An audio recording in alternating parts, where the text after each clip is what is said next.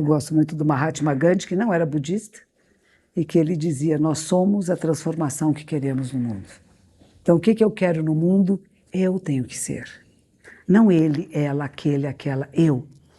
E por isso a gente é um pouco severo conosco, mas não seja severo demais, porque você é um ser humano que falha, mas que tenta outra vez. E nesse tentar outra vez, um dia a gente acerta.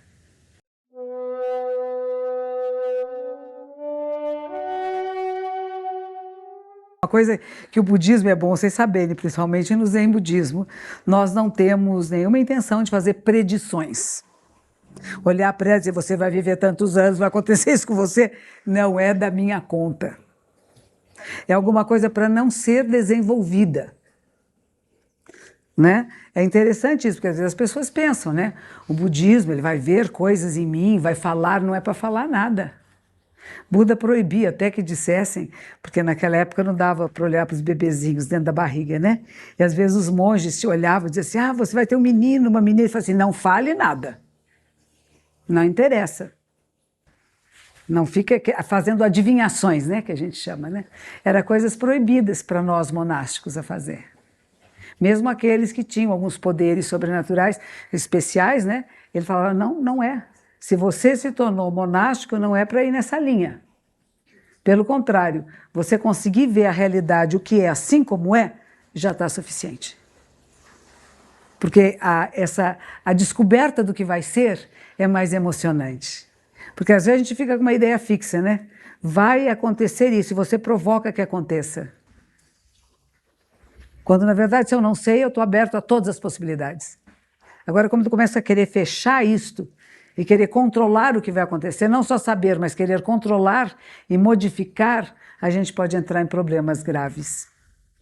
Então, para nós, o mais importante é a descoberta de que cada instante é único e passageiro, que vamos todos morrer, que gostosinho. Já imagina a sua morte?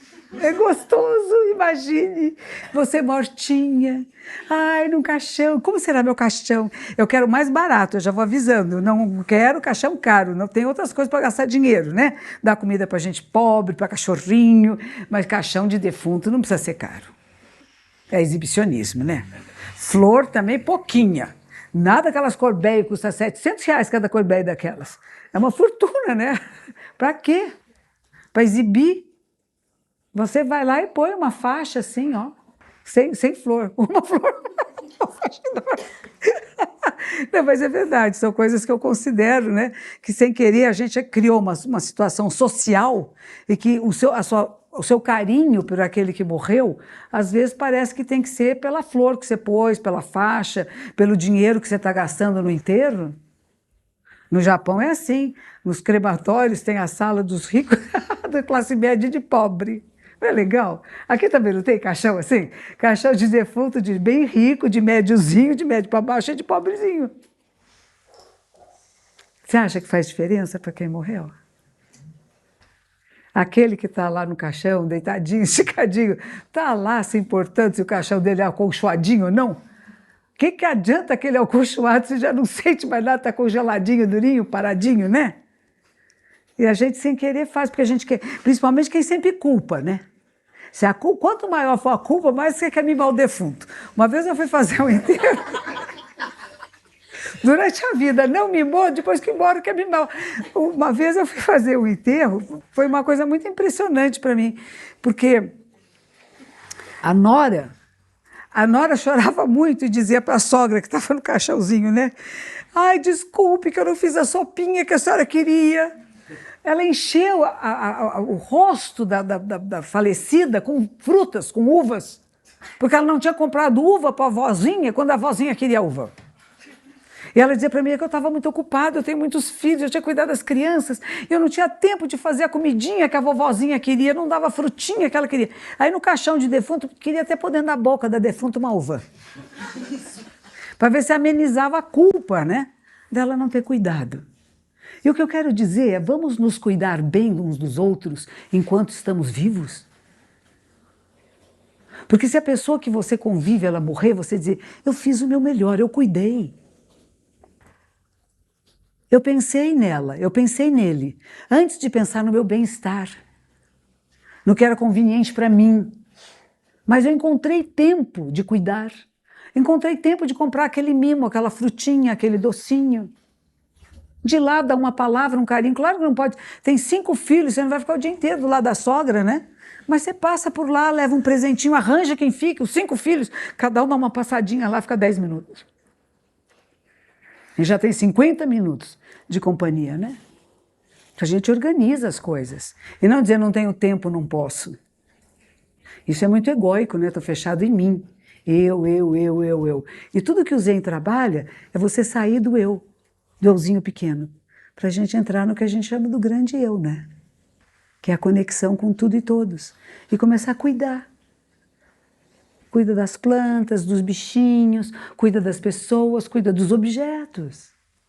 O que eu aprendi lá no mosteiro, a gente cuida muito bem do pano de chão. Ninguém pensa muito no pano de chão. Pano de chão é importante. Se ele não estiver bem torcidinho, se você torcer demais, ele rasga. Se você torcer de menos, ele fica muito molhado. E depois que você usa, tem que lavar. Não pode deixar um pano de chão sujo dentro de um balde. Aqueles gostam de fazer isso. Eles passam o pano no chão, deixa de um balde. Tem um bodhisattva, um ser iluminado, vai aparecer, um ser mágico que vai lavar o paninho depois. Ó, o ser iluminado vai lavar o paninho depois. Eu falo, não façam isso. Usou, lavou, pendurou, é tão fácil, não é? Que nem roupa íntima. Uma vez uma jovem veio fazer um retiro comigo, eram de 7 dias. Ela não lavou a calcinha nem um dia. 7 de calcinhas dentro de um saco plástico, sujas. Não é legal, gente. Não façam isso. Meninos, vocês também ficam rindo com essa cara, nós não. Lava a sua cuequinha. Tomou banho no banho. Bem lavadinha, com sabonetinho gostoso, fica cheirosinha, né? Não precisa. Eu acho uma vergonha dar minhas roupas íntimas para alguém lavar. Isso é uma coisa que eu não faço. Eu posso dar um kimono, uma roupa dessa, mas a roupa íntima eu não vou dar para ninguém lavar, né? Que coisa mais desagradável, né? Tem gente que dá.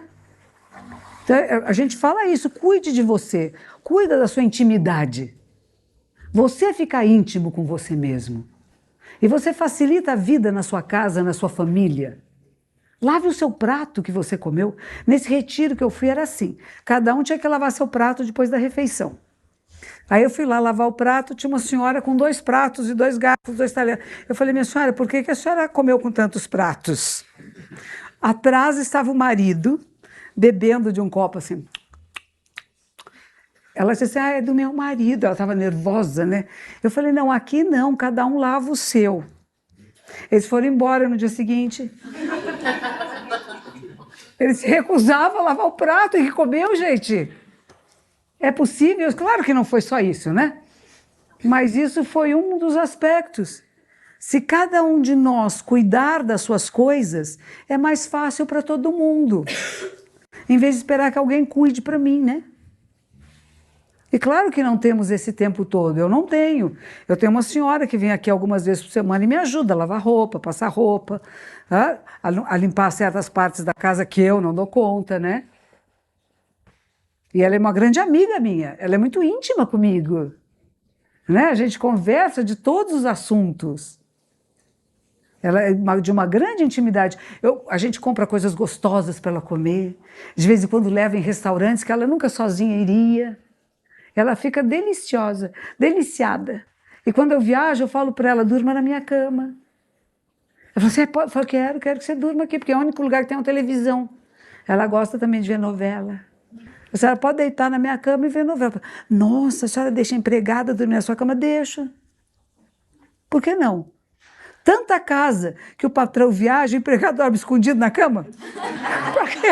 Para que dormir escondido? Já pode dormir de uma vez, dorme feliz e leve. Não tem problema aqui, né? Somos seres humanos. Ela é limpinha, se dissesse que ela era suja, fedida, né? Que tinha caspa no cabelo, que tinha pereba no corpo. Eu dizer, não, a senhora põe uma cobertinha aqui, né? Não chegue perto para não passar doença. Mas fora disso, de vez em quando me dá um perfume não, um creminho gostoso assim, aí eu dou para ela, aí ela fica no céu. Por que a gente não mima as pessoas à nossa volta, né? A gente escolhe algumas para mimar e outras não. Algumas pessoas se tornam invisíveis para nós, não tornam?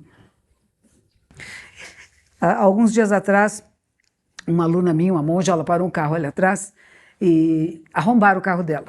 A gente tem solicitado às pessoas que parem lá na praça, que é mais...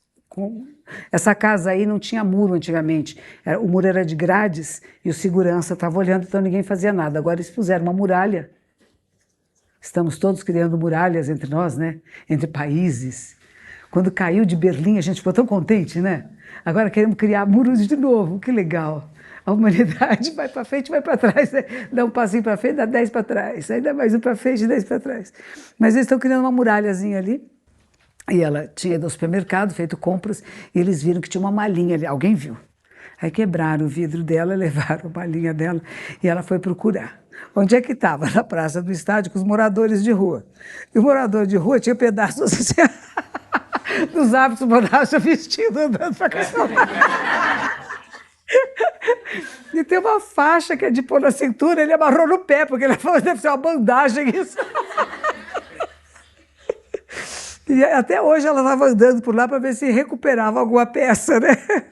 Agora a malinha sumiu, a malinha que era bonitinha, novinha, essa desapareceu. Quer dizer, quem pegou a mala, achando que tinha coisas muito preciosas dentro, com um monte de hábitos monásticos, jogou tudo na praça e foi embora, né? Então a gente tem que prestar atenção, né? Até aquilo que a gente está pegando, que a gente está carregando, onde que a gente está deixando. Como é que a gente não provoca o outro a querer tirar aquilo que você vai precisar usar? Porque, na verdade, nada pertence ao ser. Isso é uma frase de Buda que é bem interessante. Nada pertence ao ser. Não tem nada que você possa dizer, isso é meu. Neste momento está comigo. Onde é que estava antes? Não sei, a sua blusa, onde é que estava antes? Era algodão numa árvore. Alguém teceu, alguém fez, causas e condições chegaram, que você comprou, alguém te deu, você está usando agora. Daqui a 100 anos ela vai existir? Provavelmente não, o algodão é fino, provavelmente vai desaparecer ou vai estar com peça de museu. Veja só, há 100, 200 anos atrás se vestiam assim, as nossas roupinhas, tudo lá pendurada. Não é legal pensar nisso? Nós vamos ser peça de museu. O que nós fazemos, nós usamos. Há grandes estudiosos dizendo que a mudança tecnológica fará do que há 20 anos nós vamos ter uma nova civilização, não uma nova geração. Não haverá nem mesmo cartões de crédito, muito menos cheque, etc. Os shopping centers vão se tornar lugares de divertimento, como alguns já são, cinema, restaurante. Mas mesmo isso pouco, porque você vai chamar a comida em casa. As compras vão ser virtuais. Nós estamos mudando. E essa nova civilização está emergindo nos Estados Unidos daqui a 20 anos, no Brasil 40. Então vão se preparando, é bom saber informática. Você que trouxe o seu computador ali? Não trouxe? Trouxe, anda com ele. É isso aí. Não podemos estar fora do mundo. O mundo está indo nessa direção e nós temos que estar juntos. Não podemos... Tem uma aluna minha, uma amiga de uma aluna minha, que revelava fotografias. Ela é famosa, os grandes fotógrafos conhecem ela muito bem, porque revelar uma foto não é só você passar no liquidinho, né? Você tem que saber a sensibilidade daquele que fotografou, o que realmente ele quis exprimir, onde você dá mais luz, mais sombra, etc. E ela não queria saber de máquina digital. Quase morreu, né? A empresa dela foi minguando, quase morreu. Não quero máquina digital? Como não? Quando um grande fotógrafo que eu conheço, chama Carlos Moreira, um dos grandes fotógrafos aqui de São Paulo, um professor, já um senhor, né? A primeira máquina digital que apareceu, ele já está com ele na mão. Oba! Novidade, né? E a gente às vezes quer se agarrar a coisas do passado. Você veja, eu estou falando de uma tradição milenar, que eu uso roupas medievais, e eu adoro usar roupas medievais. Eu raspo a minha cabeça como esse povo fazia há 2.600 anos. Porque o cabelo era o símbolo da casta. Então eu tiro os cabelos para não pertencer a nenhuma casta. Não sou reconhecido pela casta em que nasci. Sou um ser humano, um monge, um renunciante aos valores do mundo. Então eu não vou correr atrás dos valores do mundo. Esse é o significado. E mantenho tradições muito antigas. Mas, ao mesmo tempo, elas não podem me amarrar e nem tolher. Eu não posso ficar aqui falando para vocês em japonês ou hindu, porque vocês não vão me entender. Vocês podem até achar muito bonito, né? Kyou wa mezurashi desu ne. O tsuki-sama ki no kirei deshita ne. Mangatsu deshita. Mimashita ka? Ia ser bom falar assim? Todo mundo olhando, falei, bonito, né? Eu perguntei se vocês viram a lua cheia. Eu não vi, estava nublado. Foi isso que eu falei. E tem gente que acha mais bonito, né? Falar noutra língua é mais importante. A gente não entende, mas imagina. Tinha um professor que veio para o Brasil, ele era japonês, ele não falava português, achava que ele era o maior mestre do mundo, ninguém sabia o que ele estava falando. Aí você fala assim, pegue o seu zafu. Ai, aqui chama zafu, que beleza. O que você quer dizer zafu? Almofada de sentar. Zá e sentar, fu é almofada, zafu, almofada de sentar. A gente acha lindo, ai, zafu. Não somos assim? É interessante. Então, quando você começa a observar o movimento da sua mente, e este movimento da mente, que é essa coisa preciosa que nós temos, da qual são copiados rudimentarmente os computadores. Todos os equipamentos que nós temos, câmeras, celulares, são cópias rudimentares de uma coisa extraordinária chamada cérebro-mente humana. E nós não conhecemos direito, não sabemos como funciona. Temos pouquíssimo controle sobre. Já viemos com alguns programas, fomos colocando outros programas em cima e às vezes não sabemos nem colocar o mouse e clicar onde a gente quer. A gente clica no lugar errado e dá maior confusão. E a minha superiora diz assim, ponha no canal Buda. Descubra que em você existe um ícone que nós podemos chamar de Buda. Buda quer dizer aquele que acordou, aquele que despertou, que vê com clareza a realidade, tem discernimento correto e sabe agir de forma adequada para um bem maior do que o individual. Esse ícone está lá. Mas se não houver estímulo, se não clicar, ele não aparece. Você não tem ele de nascença. E nem ganhou de ninguém. Ele é construído pela sua prática, pela sua vida, pela sua expectativa, pela sua vontade de acessá-lo. Não é interessante isso? Ele não estava lá quando você comprou o computador, ele não estava lá. Ninguém veio, pegou um programa de fora e enfiou dentro dele. É um programa que é autogerado pelos estímulos que você coloca. Isso é o que a gente chama de mente iluminada. Não é inerente a todos nós, eu nasci já tinha mente iluminada. Não tinha coisa nenhuma. Quando começa a procura, você começa a estimular neurônios de tal forma que vão fazer sinapses neurais e essas sinapses vão acessar o que a gente chama de mente iluminada. Mas se não houver essa sinapse, se não houver estímulo, não há sinapse, não há sinapse, não há ser iluminado. E assim como ele se ilumina, também se apaga. Então não pense que iluminou uma vez, que ilumina para sempre. Não fica. A prática é incessante. Então a gente se encontra de tempos em tempos, lê livros, faz práticas meditativas, vai a encontros e reflexões, porque dentro de nós temos alguma coisa que procura. E a gente fala procura o encontro. E o encontro é a procura. É incessante. Eu encontrei e sei que tem mais. E que posso crescer um pouquinho mais, aprender um pouquinho mais. Então eu convido vocês a fazer zazen, a sentar-se em meditação silenciosa, que é o que nós fazemos. Eu aqui sou só garota propaganda do zazen. Zazen é o quente, é a coisa boa que existe, que eu descobri meus 70 anos de vida, foi a coisa mais importante que eu descobri quando eu tinha 30 e poucos anos, aliás, eu descobri com 28, fui ordenada com 36, e desde então, foi aquele dia eu falei, olha, não existe nada melhor nesse mundo, o que resta de existência que eu vou dedicar a isto. E continuo dedicando, e continuo respeitando muito. E cada vez que eu me sento em zazen, é uma nova experiência, nunca é o mesmo. Há épocas, eu estive doente esse ano, eu tive uma doença chamada zoster, e que deu aqui na face, ainda tem umas manchinhas aqui, o olho ainda está meio vermelho, né? É uma doença grave, infecto-contagiosa, de quem teve catapora na infância, né, e que fica lá no fecho nervoso, a resistência baixa, estresse, cansaço, ela tchum! Aí você tem uma catapora assim localizada, né? E pode ser perigoso, né?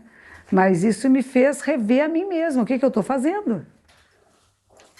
Então eu digo para vocês, cuidem-se, saibam os seus limites, não avancem demais, mas não deixe que o seu limite te limite, que não faça nada. Podemos tantas coisas. A gente já conseguiu, como humanidade, até para outros planetas, né? Visitar a estratosfera, ver o nosso planetinha, aquela bolinha azul, onde somos um só corpo, uma só vida, com tudo que existe. As viagens interplanetárias, para mim, são muito importantes. Eu era criancinha, quando tinha a Laika, que foi no Sputnik, pela estratosfera, imagine. Eu tinha uma cachorrinha que eu chamava Laika por causa dele. É inesquecível. E a gente viu a Terra. A gente pensava tanto na minha casa, no meu bairro, no meu país. De repente você viu, nós somos habitantes de um planeta, gente. E queremos o bem desse planeta. E depende muito de cada um de nós, sim. A vida humana depende, o planeta não. Nós dependemos do planeta, ele não depende muito de nós, não. Nós podemos acabar com as condições de vida humana, mas não acabaremos com o planeta Terra. Antes disso, nós desaparecemos. Eu gosto muito de viver aqui, acho legal. Eu gosto da espécie humana. Tem gente que prefere cachorro. Eu não prefiro cachorro. Eu adoro cachorro, mas gosto muito de ser humano. Tenho uma neta, tenho um bisnetinho, que eu espero que a gente possa deixar o mundo cada vez melhor para as próximas gerações. Mas depende um pouco do que nós fazemos agora. E para isso é importante conhecer a mente humana. Conhecer a sua própria mente. Para não ser manipulado por ninguém e nem manipular ninguém, mas seres humanos livres e responsáveis. E para isso eu conheço uma prática que se chama Zazen. E eu convido vocês. Este sábado não vai haver, porque sábado vai ter um dia todo de Zazen, é para quem já se inscreveu, mas temos domingo às 11 horas da manhã e nos outros sábados às 6 da tarde. Então, eu recomendo muito que venham iniciar práticas meditativas. Existem muitas no mundo, todas as tradições espirituais e filosóficas têm práticas meditativas. A gente vai encontrar no judaísmo, no islamismo, no cristianismo, nas tradições de origem africana, nas tradições indígenas, todos têm. Não é uma coisa da Índia, do Oriente, do Japão. É uma capacidade humana de meditar, que é diferente de pensar e contemplar. É outra coisa. É um autoconhecimento profundo, íntimo, de você lavar suas peças íntimas. Não dê para ninguém lavar. Você mesmo observa, né? O que está acontecendo na sua intimidade e faz escolhas. Volta ao que eu comecei a falar. Nós somos responsáveis pelas escolhas que fazemos. E as escolhas que fazemos vão criar causas e condições para aquilo que vai surgindo. Então, eu espero que todos nós possamos criar causas e condições benéficas. Não só para cada um de nós individualmente, que é importante, mas que esse individual possa se comunicar sempre com o coletivo. E que cada um de nós seja esse átomo de transformação no mundo. Eu gosto muito do Mahatma Gandhi, que não era budista, e que ele dizia, nós somos a transformação que queremos no mundo. Então, o que eu quero no mundo, eu tenho que ser. Não ele, ela, aquele, aquela, eu. E por isso a gente é um pouco severo conosco, mas não seja severo demais, porque você é um ser humano, que falha, mas que tenta outra vez. E nesse tentar outra vez, um dia a gente acerta. Muito obrigada pela sua presença. Espero vê-las e vê-los novamente aqui. Que os méritos de nossa prática se estendam a todos os seres e que possamos todos e todas nos tornar o caminho iluminado.